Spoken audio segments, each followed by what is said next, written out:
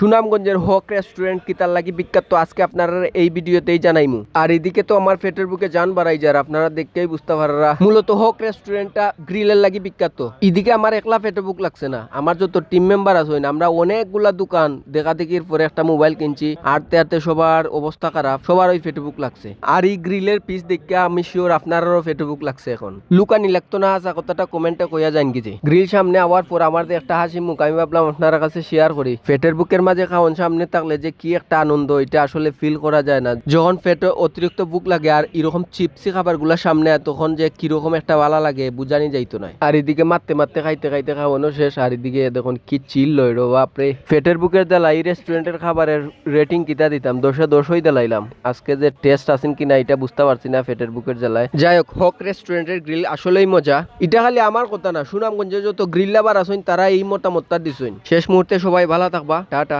Bye bye.